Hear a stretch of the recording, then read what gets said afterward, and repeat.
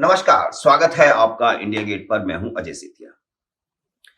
मित्रों, आप सब इंडिया गेट तो जरूर गए होंगे और आपने देखा होगा कि इंडिया गेट के बिल्कुल नीचे जहां शहीदों की याद में अमर जवान ज्योति है, उसके ठीक पूर्व में एक खाली छतरी है। उस छतरी को मैं यहां भी आपको दिखा रहा हूं। आजादी से पहले इस छतरी में इंग्लैंड के राजा जॉर्ज पंचम की प्रतिमा लगी थी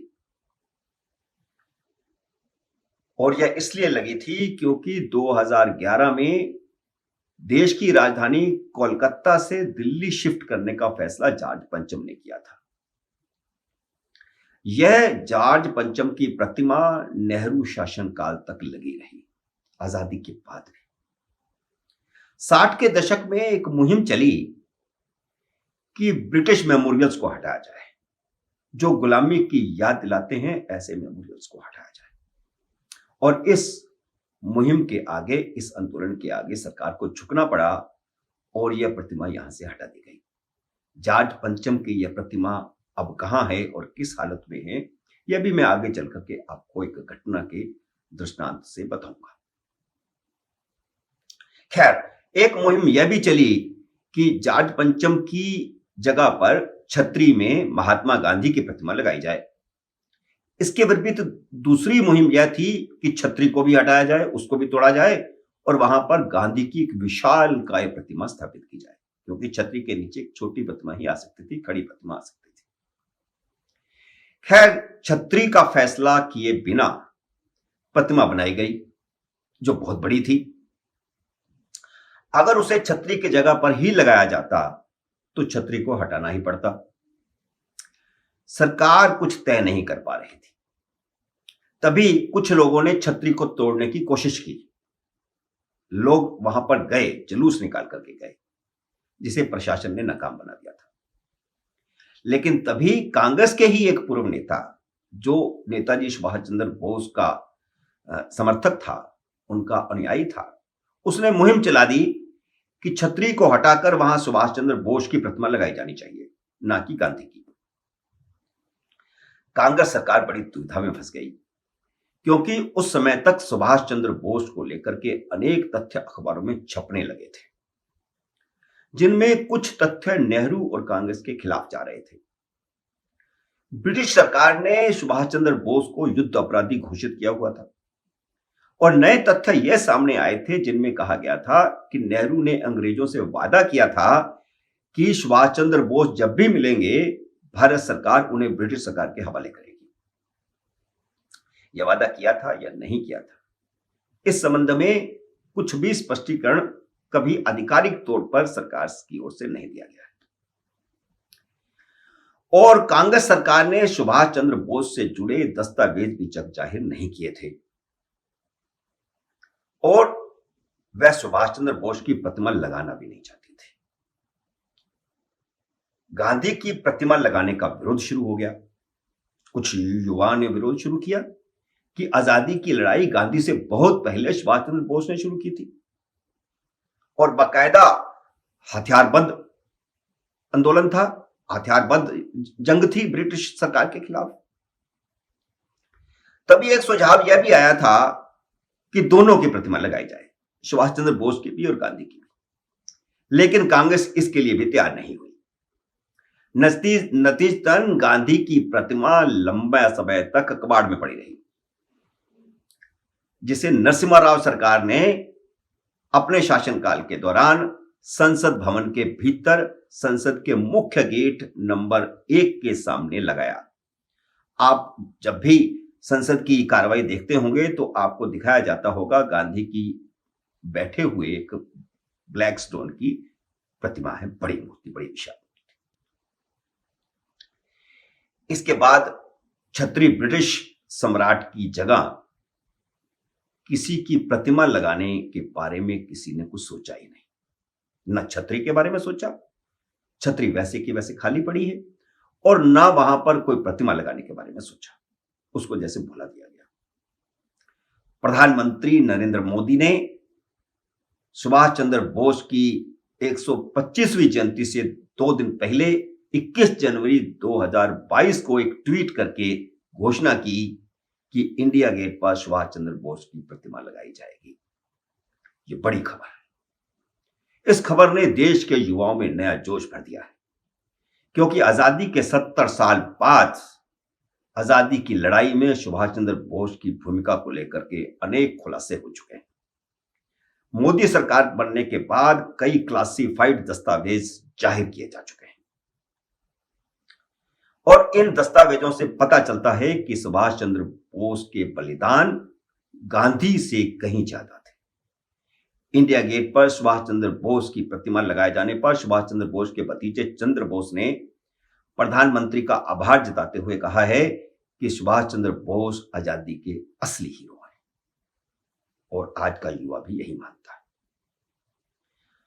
आप जरूर जानना चाहेंगे कि 60 के दशक में इंडिया गेट की छतरी से हटाई गई जॉर्ज पंचम की प्रतिमा अब कहां है और किस हालत में। तो मैं बताता हूं कि इसे दिल्ली में ही बुराड़ी ग्राउंड के पास कोरोनेशन पार्क में लगाया गया था। कोरोनेशन पार्क क्या है? जब अंग्रेजों ने 2011 में देश की राजधानी कोलकाता से दिल्ली शिफ्ट की थी, तो यहीं इसी मैदान में, बुराड़ी के इसी मैदान में जॉर्ज पंचम का राज्याभिषेक हुआ था, इसीलिए इसे कोरोनेशन पार्क कहते हैं। यहां दर्जनों फीट ऊंचे चबूतरे पर जॉर्ज पंचम समेत दूसरे अंग्रेज अधिकारियों की मूर्तियां भी लगी हैं।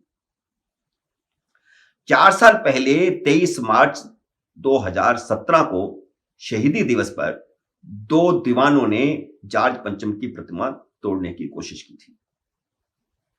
यह वह दिन है जिस दिन भगत सिंह, राजगुरु और सुखदेव को फांसी दी गई थी। लेकिन इंडिया गेट पर सुभाष चंद्र बोस की प्रतिमा लगाए जाने की खबर के साथ ही एक नया विवाद भी खड़ा हो गया है। मोदी सरकार ने इंडिया गेट के नीचे प्रज्वलित अमर जवान ज्योति को वहां से वार मेमोरियल में शिफ्ट करने का ऐलान भी किया है। इस पर कांग्रेस के नेताओं ने कड़ा विरोध जाहिर किया है। वह छतरी के बारे में तो कोई फैसला इतने सालों तक नहीं कर सके, 50 साल के शासन में, लेकिन कोई भी चीज नहीं हो रही है तो उसका विरोध। कांग्रेस का तर्क है कि अमर जवान ज्योति 1971 के शहीदों की याद में स्थापित की गई थी। हाँ, ये बात सही है। ट्वीट में लिखा, बहुत दुख की बात है कि हमारे वीर जवानों के लिए जो अमर ज्योति जलती थी उसे आज बुझा दिया जाएगा। कुछ लोग देश प्रेम व बलिदान नहीं समझ सकते। कोई बात नहीं, हम अपने सैनिकों के लिए अमर जवान ज्योति एक बार फिर जलाएंगे। यह ट्वीट है राहुल गांधी का, एक बार फिर जलाएंगे जब सत्ता में आएंगे।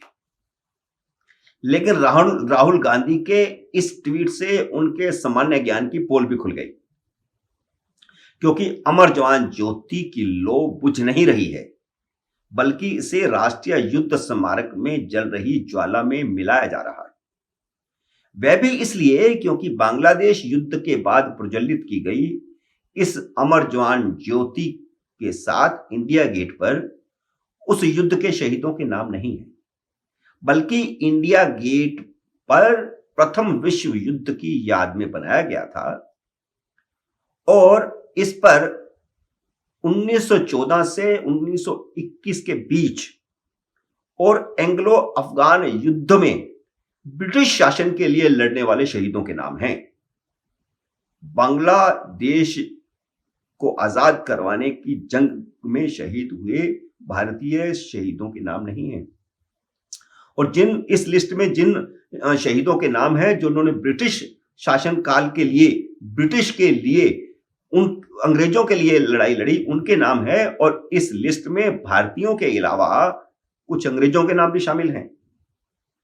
1971 के शहीदों के नाम नहीं है इसमें, जबकि 1971 और इससे पहले और बाद के युद्धों के सभी भारतीय शहीदों के नाम राष्ट्रीय युद्ध स्मारक में शामिल हैं, वहां अंकित किए गए हैं।